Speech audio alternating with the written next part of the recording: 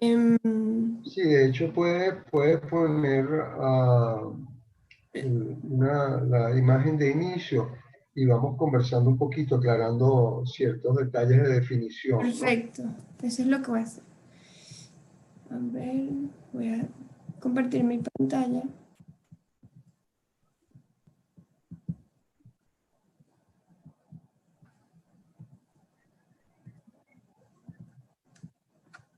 Ajá. Ok, Bueno, ok. Bueno, excelente. Yo lo tengo allí sí. mm, y cuando quieras, bueno, puedo iniciar.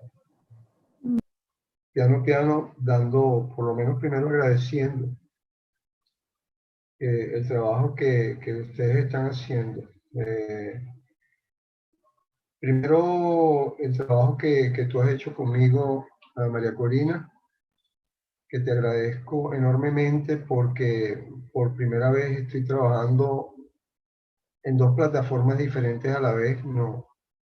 Y eso ha hecho un poquito engorroso esta comunicación, particularmente si no hubiera sido por tu apoyo.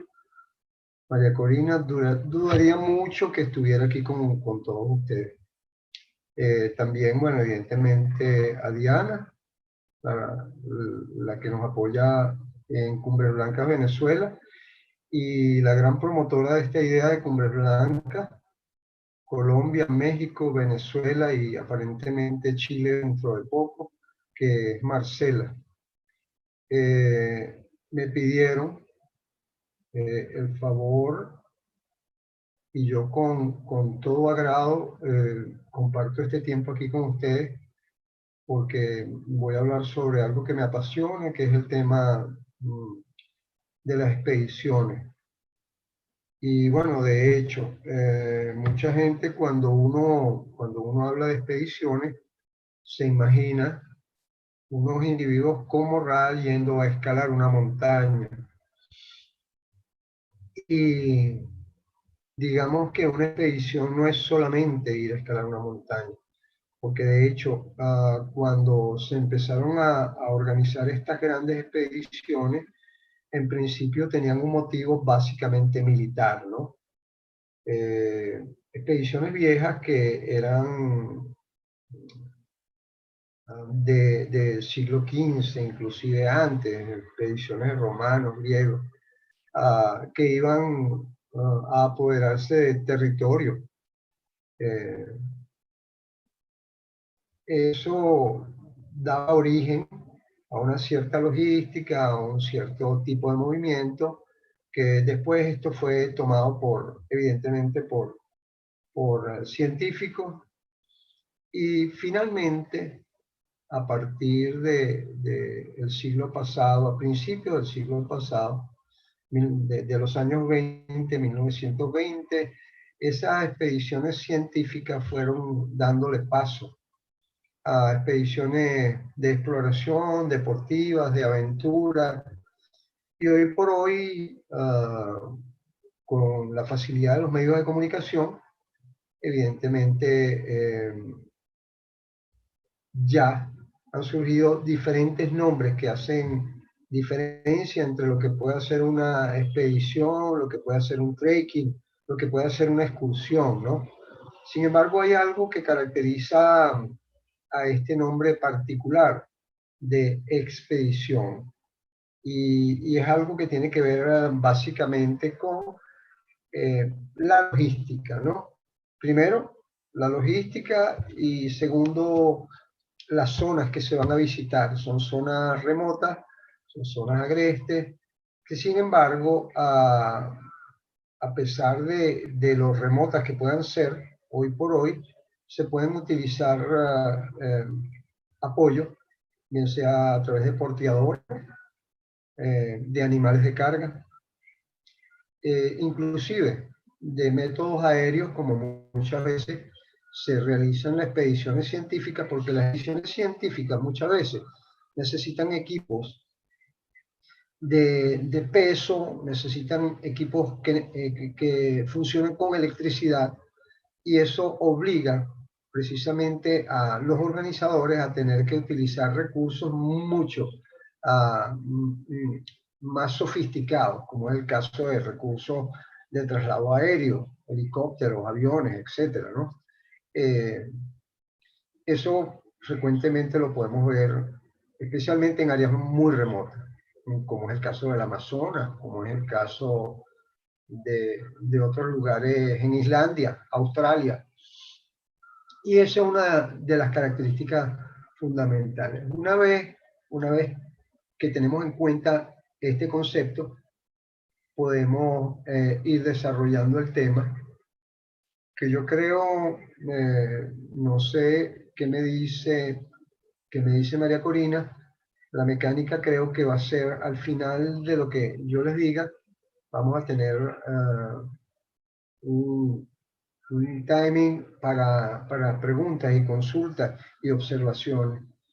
Si quieres, María Corina, vamos a la otra lámina.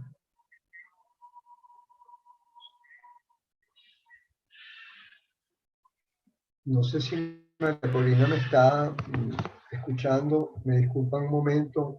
Sí, sí, sí, te oigo, ya voy, dame un momento. Ok. Ok.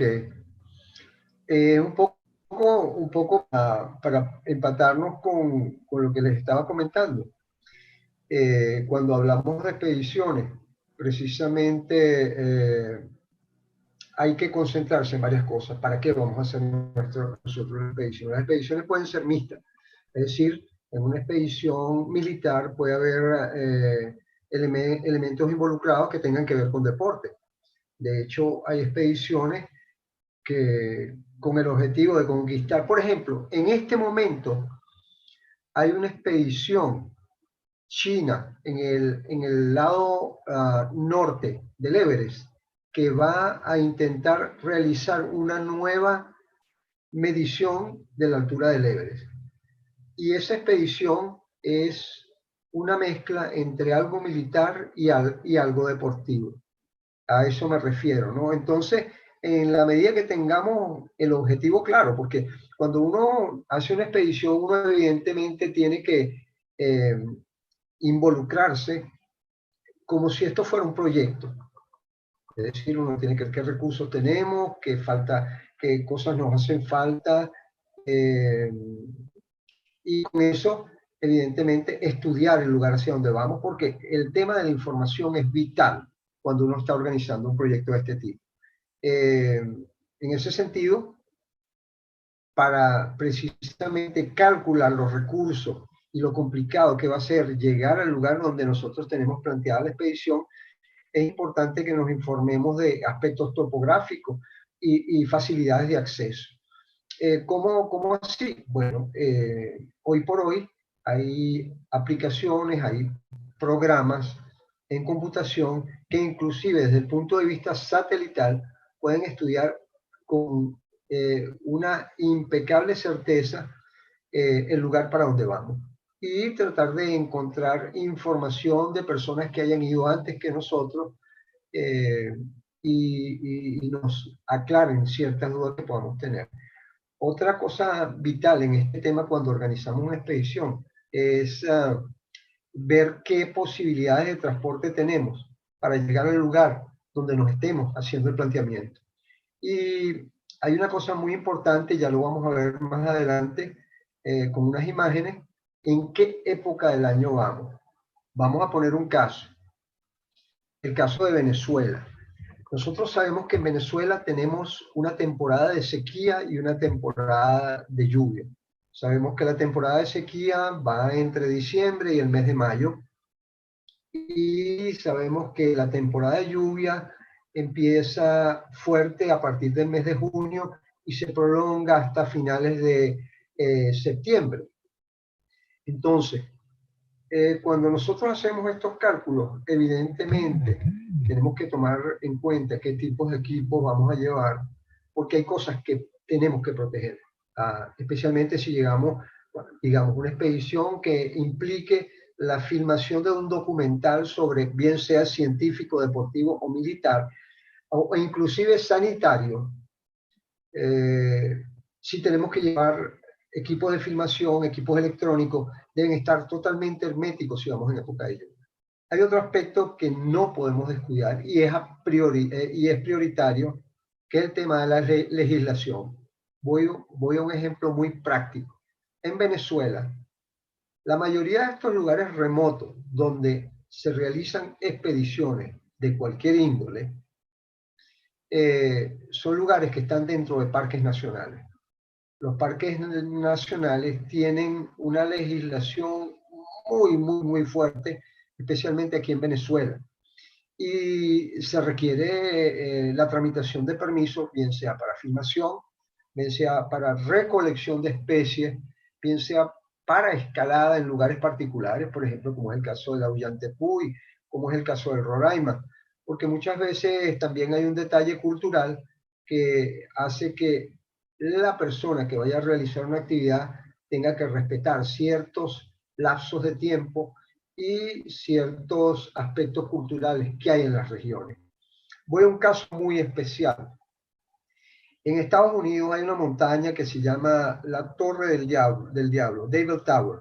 Es un lugar sagrado para varias tribus que viven en los alrededores y los escaladores la usan. Entonces, los escaladores deben tramitar un permiso especial y deben ir solamente en una época particular del año para poder escalar ese lugar. Vamos a un ejemplo también muy práctico, muy pragmático. En Nepal hay montañas que no pueden ser escaladas. Vamos a poner el ejemplo ya cruzando la frontera yendo a Tíbet. Hay una montaña que se llama el Monte Kailash, una montaña religiosa, muy respetada por los hindúes, por los budistas y por los bompos. Son tres religiones predominantes, especialmente en Tíbet, Nepal y la India, y en China. Esta montaña no puede ser escalada y cualquiera que cometa la imprudencia de intentarlo se puede meter en un problema bastante grande.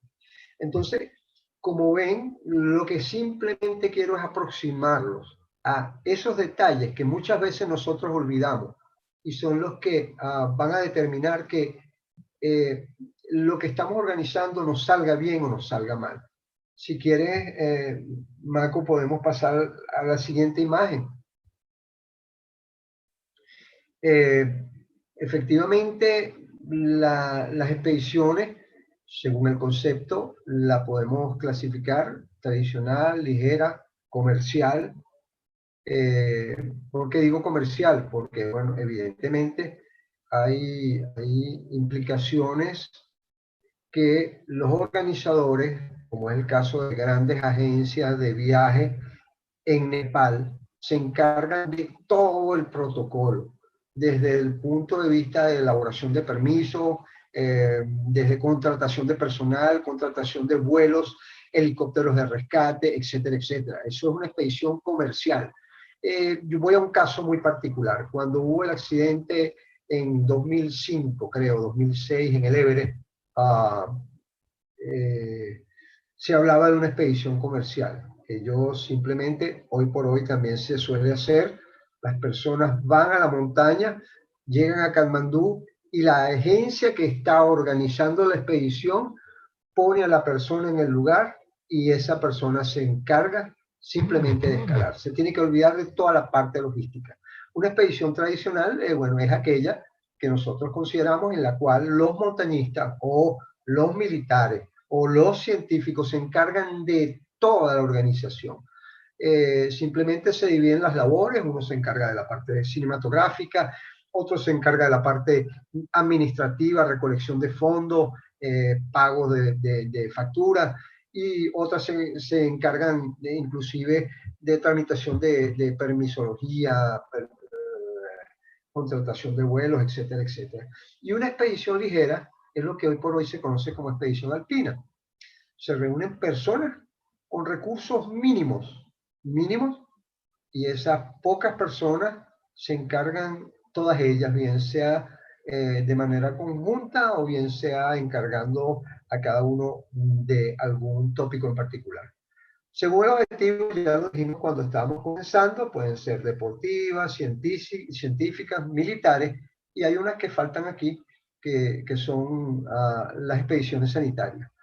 Especialmente en nuestro Amazonas, y hoy por hoy, con el tema de esta pandemia, hay grupos de médicos, científicos, bioanalistas, que se están moviendo a zonas remotas y tienen que aprender, practicar. Yo, por ejemplo, tengo el caso de un gran amigo, Oscar Noya. Él es médico y trabaja con enfermedades tropicales. Y él está trabajando con las tribus Yanomami y Sanema del Alto Orinoco, del Caura.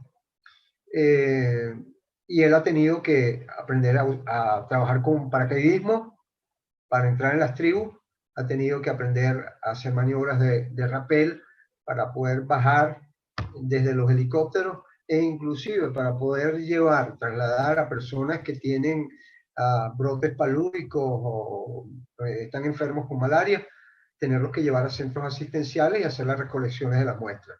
Eso es para que tengan idea cómo una expedición tiene que mezclarse con otros elementos. Es decir, en una expedición científica es muy probable que puedan participar deportistas o personas encargadas de rescate, paramédicos, que conozcan estas maniobras que se van a realizar para la penetración. Si quieres la siguiente, Marco.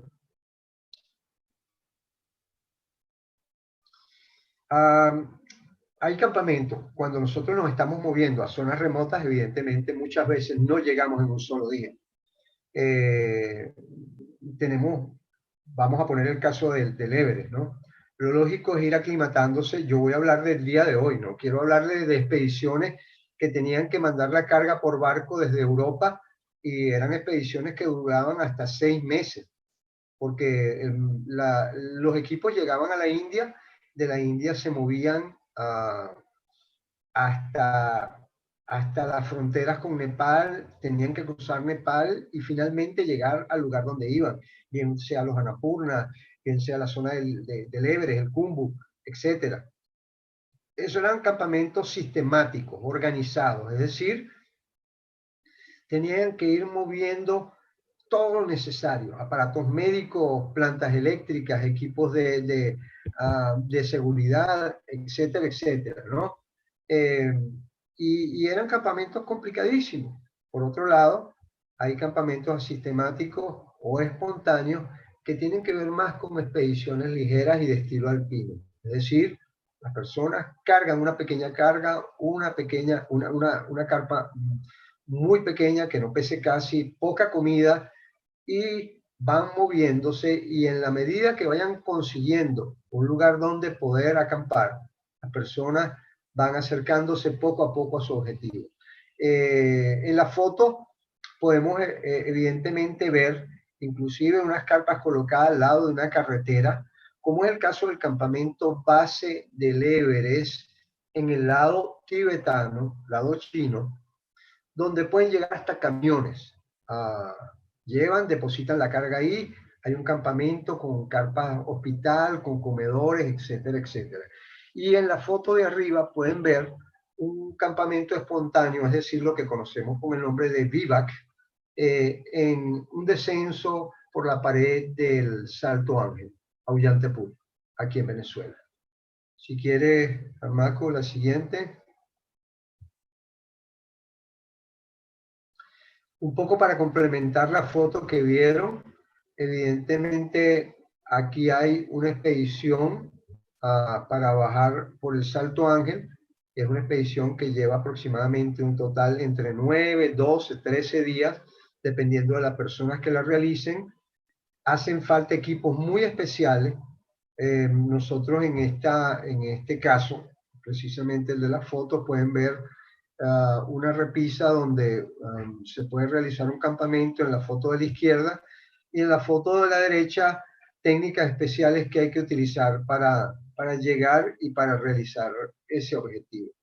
La siguiente, vemos que hay una expedición de este tipo ligera, con campamentos espontáneos o asistemáticos. La siguiente, Marco.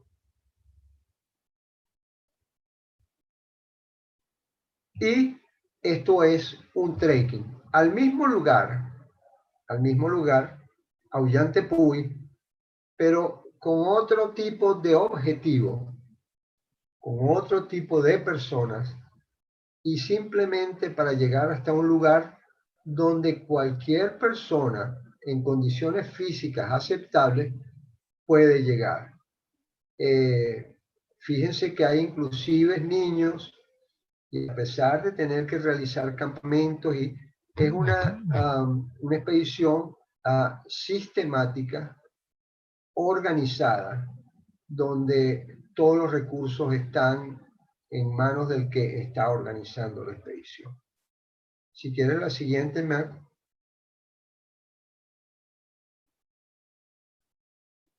Ok, lo que les comentaba es bastante importante, ¿no? Especialmente hoy por hoy. Vamos a poner el caso, personas que quieren ir al Roraima, por poner algo sencillo, sencillo relativamente, porque llegar al Roraima hoy por hoy tiene una logística complicadísima, especialmente porque todos los que estamos en Venezuela sabemos el problema que está habiendo con el combustible. Entonces cualquiera puede decir, ok, vámonos a Roraima. Ajá, ¿cómo hacemos para recorrer esos 1000 kilómetros hasta por allá abajo, Santa Elena de Guairén, a San Francisco de Yuruaní, para Itepuy, sin combustible? Hay que pensar en eso. Evidentemente, cuando lleguemos hasta allá, tenemos que pensar cómo vamos a mover los porteadores que nos lleven el equipo. Vamos a ir en helicóptero porque necesitamos llevar equipos muy costosos y pesados. Vamos a tener que navegar por río en una curiara porque en vez de entrar por un lado, vamos a entrar por el otro. Fíjense que en este caso podemos ver una expedición a la Ollantaypuy, donde para acercarse desde Camarata, uno toma un vehículo que va precisamente a los pies del camino que nos lleva a Guayaraca, y así seguimos subiendo. Una vez que estamos arriba, fíjense que hay un helicóptero en las imágenes, porque muchas veces para sacar los equipos y para regresar, las personas desde el punto de vista económico, inclusive puede salir más económico sacar todo por helicóptero que inclusive pagar el volumen de porteadores que hacen falta para mover esos equipos. Además, son equipos sumamente costosos si nosotros nos ponemos a ver el caso de las muestras médicas. Queremos mover muestras médicas y sabemos que las muestras médicas tienen que estar no menos de pocas horas refrigeradas. Evidentemente tenemos que utilizar un helicóptero. Hay la posibilidad de que el helicóptero aterrice. Muchas veces inclusive hay que organizar un helipuerto para precisamente permitir que el helicóptero pueda aterrizar. Igual cuando estamos haciendo una expedición deportiva. Si vamos a zonas donde hay mucha altura, vamos a poner el caso de la Concagua, muchas veces los rescates por cualquier emergencia, uno tiene que tener pendiente en qué lugar puede entrar un helicóptero para sacar a una persona que pueda tener un mal agudo de montaña, un edema pulmonar o un edema agudo de cerebro. ¿Ok? Entonces, esas son cosas que no podemos olvidarnos, no podemos olvidarnos. Muchas veces no tomamos en cuenta. Por ejemplo, las personas que van a la Sierra Nevada de Mérida nunca han pensado, o bueno, muy pocas veces la gente lo piensa, ¿qué pasa si alguien desarrolla un edema agudo de pulmón en la laguna del Suero, en la Laguna Verde, a 2 días de camino? ¿Y cómo hacemos para sacar a esa persona de allí? ¿Dónde podemos conseguir un helicóptero? ¿Quién va a pagar ese helicóptero? Son cosas insignificantes. Bueno, digo yo insignificantes. Son cosas que si no las tomamos en cuenta, evidentemente pueden traernos un peligro letal, letal. La siguiente, Macu, por favor. Creo que tenemos un pequeño... Ok, fíjense ustedes, lo que les estaba hablando. A la izquierda, en la foto, se están utilizando unos socios, que son unos híbridos entre jack y vacas y toros. para llevar equipos de expedición hacia el campamento base del Everest. A mano derecha, en la parte inferior, podemos ver como un camión acerca los equipos de una expedición que va a hacer una cora, un parikrama, es decir, un recorrido a una montaña sagrada que no se puede escalar en Tíbet, que les comenté al principio, que se llama Monte Kailash. Pueden llegar en camión hasta prácticamente el campo base, y del campo base comienza la expedición. El hecho de poder contar con este tipo de transporte permite que se lleven cosas muy pesadas, como son carpas de gran tamaño para hacer la cocina, también para hacer un hospital de campaña, es decir, donde puedan ser atendidas personas que estén lesionadas, personas que necesiten cualquier atención médica, inclusive llevar equipos de oxígeno portátil. Y en la foto superior derecha pueden ver que evidentemente en el caso de permitir los vuelos a ciertos lugares, como en el caso de Venezuela para ir a Ollantaytambo, nosotros tenemos que pensar en vuelos, bien sea directo desde las ciudades de origen, puede ser Caracas, Maracaibo, Barquisimeto, Valencia, lugares donde hay aeropuertos, hasta, dependiendo de dónde vayamos, puede ser Santa Elena de Guairén, puede ser Luepa, puede ser el aeropuerto de Canaima, puede ser el aeropuerto de Camarata, de Urullén, y evidentemente utilizar aviones privados que nos acerquen hasta el lugar. Otra de las vías más sencillas, no sé si más sencilla hoy por hoy, es el vehículo automotor, que es una cosa que se está usando en todos los países, Estados Unidos, Europa, aunque ya en Europa hablar de expediciones puede resultar un poco complicado. Sin embargo, lugares más remotos como es Australia, Islandia, África, evidentemente la utilización de vehículos automotores terrestres son bastante prácticos y mucho menos costosos. La siguiente, Marco. Creo que hay un vuelo, fíjense ustedes, por ejemplo, el vuelo que va desde Katmandú hasta un pequeño aeropuerto llamado Lukla, que queda a 2.700 metros de altura, es considerado uno de los aeropuertos más complicados del mundo. Sin embargo, es casi obligatorio porque llegar a este lugar caminando implica un recorrido de 5 días. Entonces, la opción de todas las personas que van hacia el lado sur del Everest es tomar este vuelo que llega a la pequeña población de Lukla a 2.700 metros. Evidentemente, de aquí se mueve hasta el campamento base del Everest o zonas aledañas, Lhotse, Choyu, etc. Muchas montañas que están en los Himalayas. Es un aeropuerto muy, muy complicado, sin embargo, no hay accidentes muy difíciles de contar, ¿no? Entonces, la siguiente, Marco.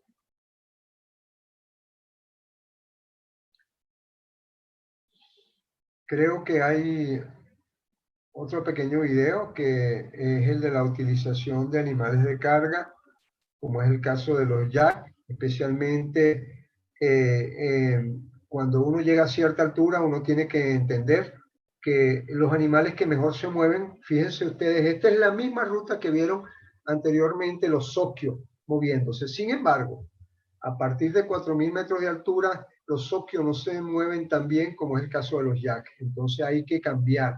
Fíjense cómo son detalles que si uno no los tiene presentes, evidentemente puede haber una equivocación grande y una complicación muy importante.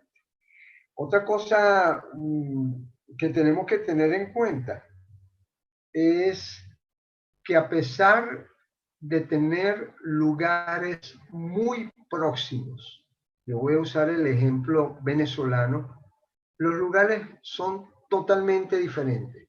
En este caso, estamos viendo 2 tepuyes ubicados en el macizo guayanés, a muy pocos kilómetros de distancia el uno del otro, y con fenómenos endémicos, es decir, con características especiales en cuanto a flora y fauna, muy particulares cada uno de ellos. Inclusive, la topografía en su cumbre es totalmente diferente, inclusive el acercamiento para subir, hacer el ascenso a la cumbre, es muy diferente en el Roraima que en el Ollantaytambo. Y lo pongo como ejemplo precisamente porque son dos de los lugares más visitados, bien sea por expediciones científicas, bien sea por expediciones de turismo o expediciones deportivas. La siguiente, otra cosa muy importante que tenemos que tomar en cuenta, como les había comentado al principio, es la época del año. Las fotos están tomadas en el mismo lugar, en dos épocas diferentes del año. Evidentemente, en los tepuyes, hablar de lluvia es algo cotidiano, bastante cotidiano. Sin embargo, en época de lluvia, es decir, en los meses de julio y agosto, inclusive septiembre, hay lugares donde pueden colocarse campamentos y ser un verdadero desastre, porque son cauces de río, lo vemos limpio, nosotros llegamos y decimos, ay, qué limpio está el lugar, qué ideal para acampar. Y resulta que en la noche cae uno de los acostumbrados aguaceros y evidentemente podemos quedar completamente devastados por una fuerte lluvia. La siguiente. Otra fotografía que van a ver, y si quieres pones la siguiente, Maco, porque nos hace ver no solo los tepuyes, sino un dato curioso, es una anécdota, ¿no? Ningún lugar es igual al otro. ¿Por qué estas dos fotos? ¿Por qué la diferencia tan radical? Tenemos dos lugares con características geográficas muy parecidas, solo que en dos lugares prácticamente opuestos en el globo terráqueo. La foto de la izquierda es la cumbre del Kilimanjaro, que está a 5.895 metros, la misma altura de la foto que tienen a la derecha, que es cercano a la cumbre del Cotopaxi. Las dos montañas son volcanes y las dos montañas están prácticamente en la misma latitud, en la misma, sí, latitud, correcto, pero son regiones subtropicales, una queda en África, la otra queda en el Ecuador.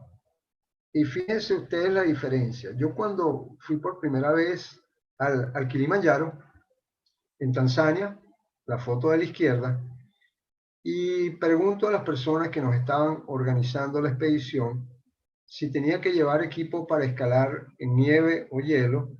La persona me dice, no traigan nada de eso, nada, aquí no hace falta. Yo por un momento llegué a pensar que el hombre me estaba tomando el pelo. Sin embargo, como buen venezolano en el cual nos caracteriza la desconfianza, porque nunca sabemos lo que va a pasar, yo me llevé mis crampones y mi piolet. Cuando llego al lugar y las personas que estaban llevando los equipos me dicen, pero bueno, ¿por qué usted trae esto que aumenta el peso? Yo le dije, bueno, porque voy a casi 6.000 metros de altura. Me dice, no, pero ahí no hay nieve.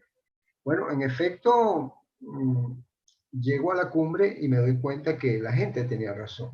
Muchas veces es lo que le comentaba al principio, es el hecho de estar pendiente precisamente de la información que necesitamos, confiar en ella y en caso de que haya duda consultar con personas que hayan precisamente visitado el lugar con anterioridad a nosotros. Si quieres, Marco, la siguiente. Otra anécdota, hay un lugar cerca de Puente Quemado subiendo a la Sierra Nevada de Mérida. Yo acostumbro cada vez que paso tomarme una foto en el mismo sitio. Aquí hay la misma foto, bueno, la misma foto no, el mismo lugar, dos fotos diferentes en diferentes épocas del año. Perdón, una época lluviosa a mano derecha y una época más seca a mano izquierda. Esto es una pequeña quebrada donde las personas suelen llenar sus cantimploras. Como podrán ver, la foto de la derecha está casi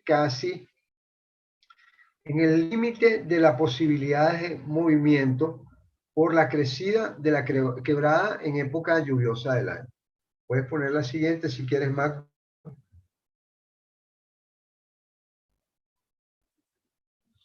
Ok, aquí también tenemos una foto típica. Podemos ver el Avellante Puy a mano izquierda en una época de sequía. Muchas veces el salto prácticamente es imperceptible desde el punto de vista de volumen de agua. Y en mano derecha lo vemos en una condición más o menos normal.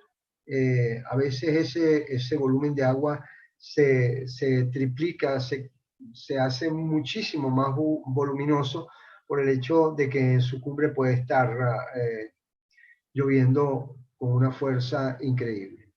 La siguiente.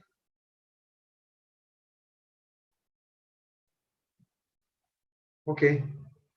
Hay una cosa importante para precisamente evitar esas sorpresas que yo les estoy comentando.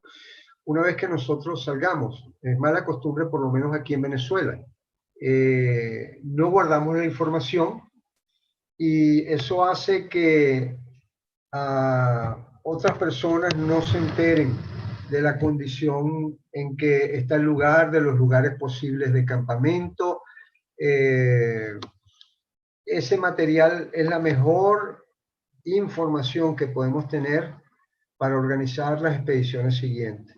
Evidentemente hay que irlo actualizando y la mejor forma es a través de toponimia, de personas que se dedican a elaborar cartografía y como todos lo sabemos hoy por hoy, por ejemplo, Google Maps, Google Earth y otras aplicaciones que tienen que ver con mapas, ellos aceptan que los afiliados al servicio puedan ir colocando información actualizada.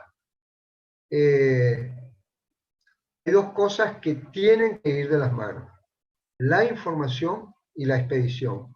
Esa es la mejor cordada que hay y evidentemente la forma más segura de moverse en lugares remotos. La siguiente, por favor, Marco. Ok. Evidentemente, yo agradezco a todas las personas que han estado aquí con nosotros.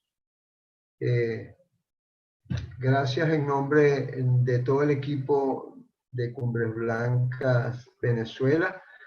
Pueden ver que el único más o menos normal en el equipo soy yo. Los demás son el resto de personas de Cumbres Blancas. No vayan a pensar que son sadhu en Nepal. Así que bueno, queremos darles las gracias por habernos acompañado el día de hoy. Y no sé, Marcus, cuál será la mecánica que tenemos ahora, porque ya les digo, es la primera vez que estoy haciendo esto con dos plataformas diferentes. Estoy conversando con María Corina a través de Zoom y estamos transmitiendo a través de YouTube por el canal de YouTube de Cumbres Blancas Colombia. En ese sentido, creo que hay un espacio para preguntas, para observaciones. ¿Es así, María Corina, o me equivoco? Sí, bueno, primero que nada, gracias por darnos toda esa información súper interesante y útil. Y lo que voy a ver es ahora en el chat, a ver si alguien tiene preguntas para poder preguntártelas a ti y así las respondes. Ok. Déjame ver si alguien tiene alguna pregunta para poder decirte. Espero que no sean tan tímidos.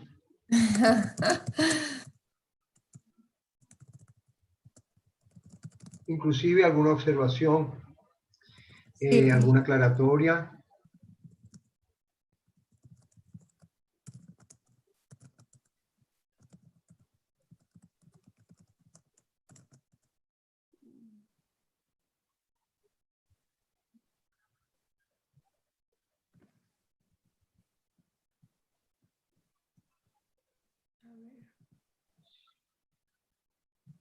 es importante invitarlos también a todos los que están en la escucha y todos los que están participando de esta conversación. Invitarlos a que se mantengan al tanto de los proyectos y los programas, inclusive Sí, muchas conferencias interesantes que tiene la gente de Cumbres Blancas a nivel general, bien sea la sección de Venezuela, la sección de Colombia, la sección de México, especialmente en el área de glaciología. Los que puedan estar interesados, manténgase siempre al tanto a través de su sitio Facebook, Instagram, marcando Cumbres Blancas, van a estar todas las opciones, Colombia, México o Venezuela.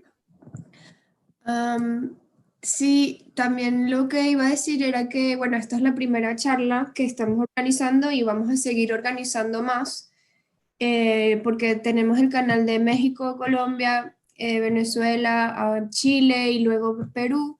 Entonces, en realidad estamos organizando charlas en los distintos países y la de Venezuela, esta es la primera y vamos a continuar haciendo más charlas, las cuales vamos a poder compartir por los canales de Instagram, por el YouTube, para que se mantengan al tanto y se puedan unir a cualquiera de las charlas que organizaremos.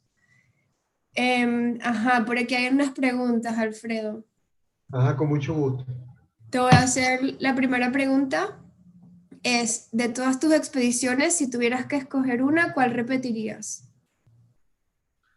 Wow, yo repito constantemente, todos los años, por lo importante que, las características que tiene. Yo cuando voy a una expedición, para mí hay algo importante que es el tema cultural, ¿no? Aparte, las montañas más destacadas desde el punto de vista, cónchale, de grandeza, que es la cordillera del Himalaya, ¿no? Yo entiendo que los Andes son un lugar majestuoso y los Andes se extienden prácticamente desde Venezuela y Colombia hasta la Patagonia, Chile y Argentina. Sin embargo, para mí, la zona favorita, ya te lo digo y se lo digo a la persona que me hace la pregunta, es el Himalaya, ¿no? Fundamentalmente el Himalaya en Nepal, porque Nepal es un país muy ligero. Es un país que se parece demasiado a Venezuela desde el punto de vista humano. Eh, Afortunadamente, cuando uno llega a Nepal, uno encuentra una gente que está dispuesto a recibirlo a uno constantemente y ellos, claro, con el cambio, en vez de darte café, te dan té y en vez de darte arepa, te dan chapati. Ah, pero es una gente muy humana, es una gente que está dispuesta a recibirte con una cultura particular como la nuestra y además de todo, unas montañas majestuosas. Así que respondo diciendo que hay una expedición que repito, vuelvo a repetir y seguiré repitiendo hasta el final de mis días. Por el momento, son las expediciones al Himalaya. Cualquiera de las montañas a las cuales uno pueda imaginarse. Ok, gracias por la respuesta. No a ti. A ver, aquí hay otra preguntita de Sebas Montoya. Dice, ¿cuáles son las cumbres blancas de Venezuela? No sé si quieres contar Wow. tú o yo. Bueno, cuando yo quiero aclarar algo, ¿no? Cumbres Blancas Venezuela es una ONG, una organización no gubernamental extendida, como se los aclaré antes, en el momento por 3 países. Se inició con Colombia y simultáneamente fueron apareciendo Venezuela y México como sus secciones en cada uno de estos países que acabo de mencionar, es decir, Colombia, México y Venezuela. Se está a punto de formar Chile. Y si esa es la pregunta, ¿qué quiere decir Cumbres Blancas Venezuela? Ahora voy a algo más pragmático. Venezuela, como miembro, como país integrante de la cordillera andina, en el estado de Mérida había muchos glaciares. A principios de los años 30 había 7 glaciares predominantes. Esos 7 glaciares estaban distribuidos en las montañas más elevadas, que son la Columna, que es el macizo donde está el Pico Bolívar. Ahí había un glaciar en el lado norte, había un glaciar en el lado sur llamado Timoncito, había un glaciar en el flanco este llamado Glaciar Universidad de los Andes. Si después íbamos a la Concha y finalmente terminábamos con un macizo muy resaltante que era el macizo de la Corona, donde está el único, si podemos llamarlo único, porque todavía quedan 2 manchas glaciares en la norte del Bolívar, el único glaciar grande que queda hoy por hoy en Venezuela es el glaciar que queda en la Corona. La Corona viene a ser el lugar o el macizo conformado por los picos Humboldt y Bonpland. Eso eran las cumbres blancas. Hoy por hoy casi que podemos llamarlas cumbres grises, porque lo que quedan son rocas. Pero para nosotros, los que vamos a la montaña, la blancura de esas montañas, como lo dice Caribay en el relato que nos hace don Tulio Febres Cordero, esa blancura de las cumbres la llevamos en el corazón. Nunca desaparecerá. Y evidentemente nosotros los montañistas, como somos idealistas, además de montañistas, seguiremos teniendo esas cumbres blancas en nuestro país, Venezuela. Sobre todo los que vivimos el momento en que esas montañas estaban llenas de nieve. Hoy por hoy solamente podemos ver las nevadas, podemos ver cumbres blancas en las épocas de invierno, donde las grandes nevadas de los meses de agosto, septiembre y octubre hacen que la Sierra Nevada se cubra de nieve, pero una nieve que ya no es perpetua, que se pierde en pocos días o pocas semanas. Espero haber respondido con eso la pregunta que nos acaban de hacer. Sí, yo creo que además respondemos como que a la par. Hay otra pregunta que dice que ¿qué tan afectado se ha visto el Nevado de Mérida a través de los años? Y bueno, en parte... Voy a encender un momento la luz porque creo que se está viendo muy oscura la imagen. Ok, un momento, me disculpan.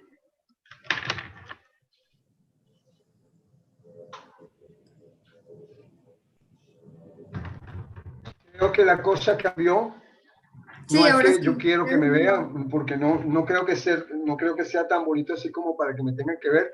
Sin embargo, ¿qué tanto cambió? Cambió de una manera radical. Radical quiero decir que en el término de 40 años han desaparecido prácticamente 6 de los 7 glaciares que teníamos. Glaciares sumamente grandes. Por poner un ejemplo, la pared, la ruta, el flanco norte del Pico Bolívar, que es la montaña más alta de Venezuela, tenía un glaciar que era el más cotizado por los montañistas venezolanos, que era el glaciar norte. Era prácticamente obligatorio la utilización de equipos para escalar, como crampones, piolet, bien sea de tracción, y una técnica depurada porque era una ruta bastante complicada. Nosotros hace unos a una velocidad inusitada, porque también tenemos que tener en cuenta que Venezuela es de los países andinos, exceptuando Colombia, es uno de los que queda más hacia el Ecuador, más hacia, digamos, pegado de la línea ecuatorial. Estamos prácticamente 6 grados al norte. Y nuestra cordillera andina está mucho más expuesta a la radiación solar y evidentemente al calor. Así que, bueno, espero haberle dado la respuesta oportuna a la persona que la preguntó. Se está calculando que en aproximadamente unos 9 años Yo creo que es un cálculo bien complicado porque yo también pensaba que iba a ser mucho más rápido. Se está hablando de que en unos 9 años Venezuela no va a tener glaciar. No sé si hay algo más pendiente, Marco. A ver, es que pasa un problema con el, Sí, con el YouTube o con Zoom, no sé. no, con el Zoom, Ok, pero bueno, ya ahora sí. Hay otras preguntitas. sí.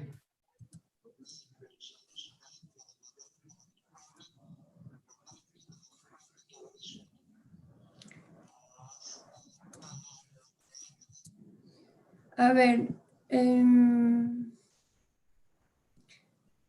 aquí preguntan, déjame leer un momentico a ver cuál. Si quieres hacemos una pregunta más. Sí, exactamente. Voy, ya va. O si quieres, ¿qué te digo? Las consolidas de manera que pueda haber una respuesta así, como que Más general. integral. Sí. ¿Ok? Aquí creo que si tengo que resumir un poco, em, lo que preguntan es, dada la situación política del país y en general la situación de Venezuela, Ajá. y tomando en cuenta lo que explicabas de la legislación y el acceso, etcétera, Ujú. de la zona sur en Venezuela, ¿cuáles son las top 3 expediciones en las que podrían hacerse? Y qué es lo primero así que hay que tomar en cuenta de esos aspectos que son más importantes para que se puedan dar estas expediciones. Wow, la pregunta, bueno, voy a tratar de no tocar, yo sé que hay un tema político de por medio en el sentido de que no podemos deslindarnos de eso en Venezuela porque sí. Ah, los 3 lugares, primero, están en un parque nacional, Canaima. No solo en un parque nacional, sino que hay una legislación especial porque todos los lugares que voy a mencionar, probablemente los que quiera escuchar la persona que hizo la pregunta, todos tienen etnias, en general Pemón, en las proximidades de estas montañas. Es decir, yo voy a mencionar Roraima, Aullantepui y Acopán. Son 3 tepuyes que tienen la mayor logística como para recibir personas visitantes. Además, hay un tema álgido hoy por hoy en esa zona que se llama arco minero. No quiero profundizar en esto porque me puedo poner emotivo. Arco minero quiere decir minería desmedida, discriminada y cualquier hada que le querramos poner. Eso ha encarecido sumamente la contratación de servicios en esos 3 tepuyes: Roraima, Aullantepui y Acopán. Canaima, es decir, Aullantepui y Acopán, tienen el tema minero muy, muy a flor de piel.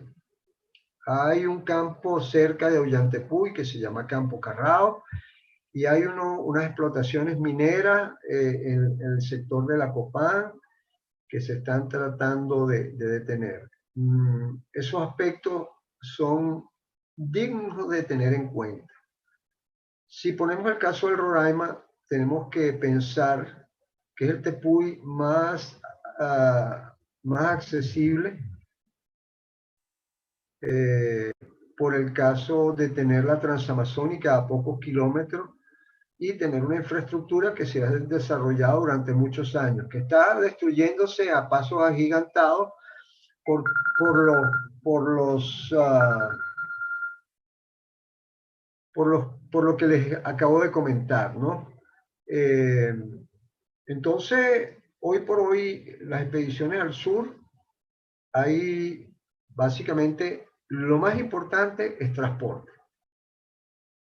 ver cómo vamos a llegar al lugar. Prácticamente no tenemos vuelo, prácticamente no tenemos combustible y yo diría que es secundario el tema del permiso porque los permisos hoy por hoy se tramitan con las comunidades indígenas.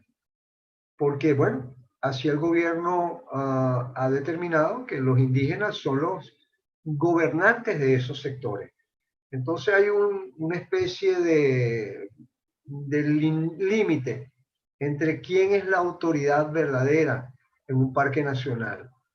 Parques nacionales dicen que son ellos la autoridad, pero los nativos dicen que son ellos la autoridad. Entonces eso pone en un límite muy, muy particular el hecho de tramitar permisos especiales. Especialmente en el área de escalada. Cuando se trata de turismo o cuestiones básicamente médicas, la cosa es más sencilla. Hay algo un poco álgido, que es lo cinematográfico y lo científico desde el punto de vista de recolección de materiales. Esas expediciones yo sí recomiendo siempre tener en cuenta el permiso que haya que sacar con la gente de parques nacionales. Entonces, hoy por hoy, las expediciones o los viajes al sur de Venezuela están limitados a un punto máximo. No quiero meter el término pandemia y cuarentena, porque entonces ya sabemos que están prohibidas las expediciones a esos lugares hasta que pase la circunstancia que está viviendo el mundo. Ok. Bueno, creo que hay un par de preguntitas más, pero bueno, se nos acaba el tiempo. Si no, lo que podemos hacer es que yo las puedo recolectar y otro día por el canal de Instagram hacemos como un video y tú respondiendo algunas preguntas, pero bueno, nada, más que todo, gracias por la charla. Interesantísimo todo. Creo que tenemos mucho más noción sobre las cosas que tenemos que tomar en cuenta para expediciones y no solo eso, sino inspiración y sí, como que entender un poco lo que está pasando y las situaciones o sea, globales y bueno, un poco eso de lo que hablas de crear conciencia hacia el medio ambiente y bueno, Y esa es la cultura, Marco, que nunca olvidarse del tema cultural. Nosotros, cuando vamos a un lugar remoto, somos los visitantes. Hay que recordar que hay anfitriones. Nunca olvidarnos de eso. Como yo siempre digo, salir con la maleta vacía, regresar con la maleta llena, aprender. Ese es el objetivo fundamental de una expedición. Si no, yo les aconsejo algo. Quédense en su casa y pongan National Geographic a soñar. a soñar.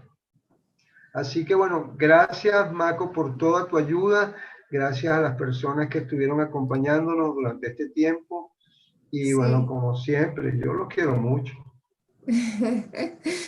Ok, gracias a todos por atender y estén pendientes por nuestros canales para las próximas charlas también, que siempre montamos ahí contenido.